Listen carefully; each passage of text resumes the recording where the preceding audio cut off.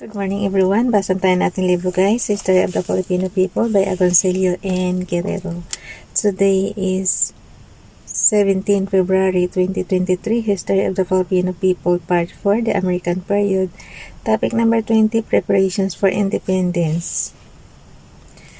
Nandito tayo sa paragraph, Quezon and the Social Justice Program. Basa. Quezon and the Social Justice Program.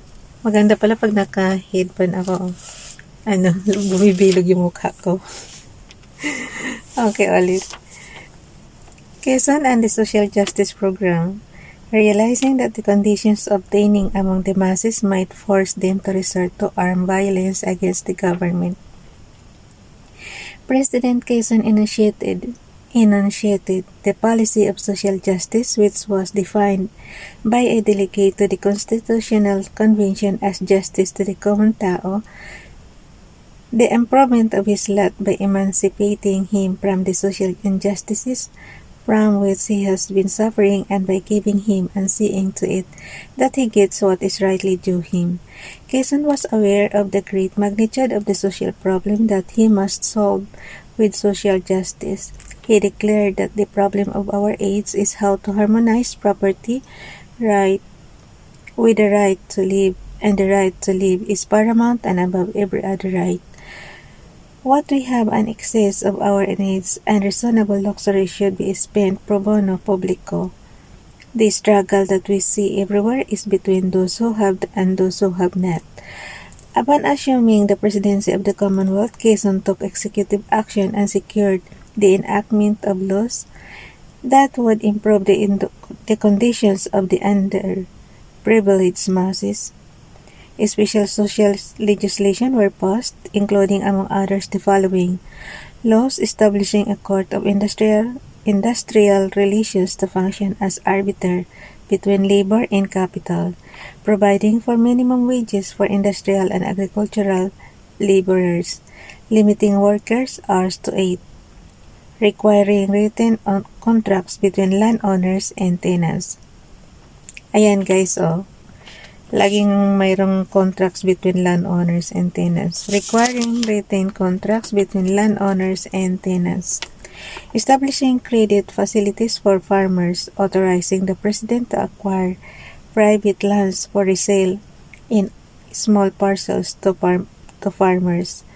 And establishing agricultural colonies in Mindanao for homesteaders.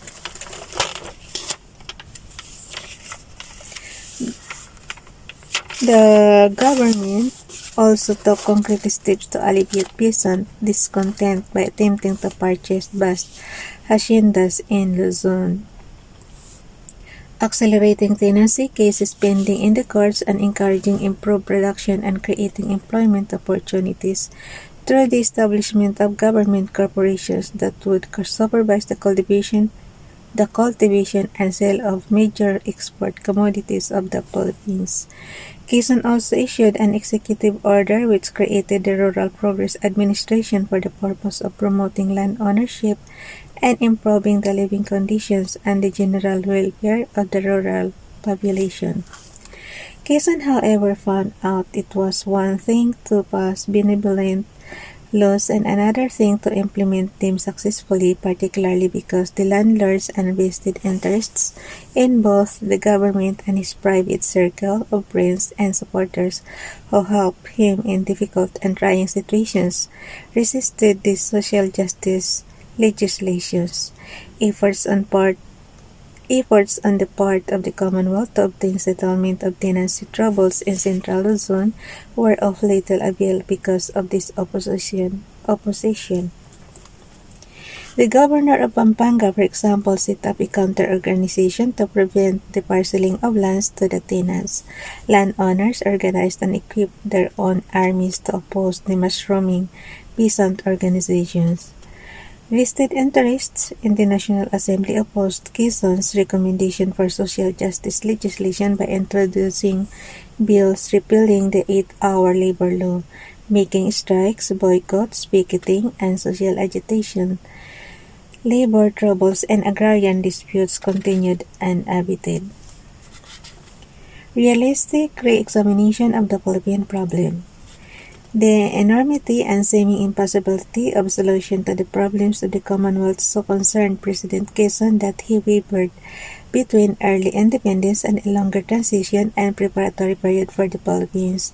The defects of the tidings mocked Buffalo, for one thing, convinced many Filipinos that independence should be given earlier than 1946, while others preferred a longer transition period than independence beyond 1946. Quezon himself spoke in favor of earlier independence either in 1939 or 1940, but realization that independence would reduce the funds coming from the collection of excise taxes on Philippine goods that could be used for economic readjustment stopped him from pursuing his intentions. Quezon also privately toyed with the idea of prolonged Commonwealth status, but being an astute politician, ulitin ko lang. But being an astute politician, desisted like Osmeña entertained the same notion from making it public for fear of adverse reaction. Quezon secretly agreed to the possibility of a dominion status under the United States and agreed to a re-examination of the Philippine problem if the United States High Commissioner Paul B. McNutt took the initiative of publicizing the question of re-examination.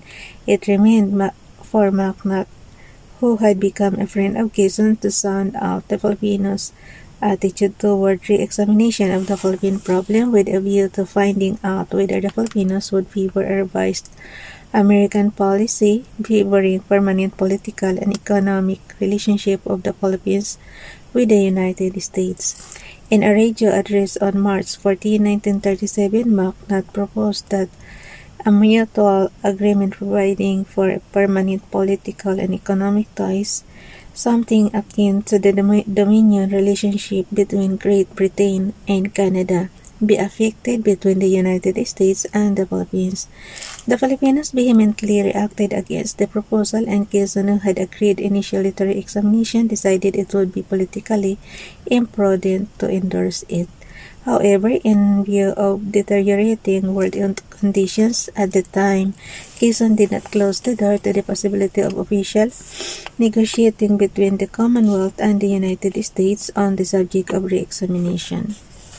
The idea of re-examination, however, found adherents among some Filipinos, particularly those vested interests who feared the economic difficulties that would accompany the grant of independence. Salvador Araneta, a ranking member of the Philippine Civic League, attempted to secure the public support for re-examination. In the National Assembly, Assemblyman Jose Romero delivered on September 25, 1939, a speech favoring a realistic re-examination of the tidings mocked Buffalo with a view of postponing Philippine independence after 1946. The National Assembly, in an absurd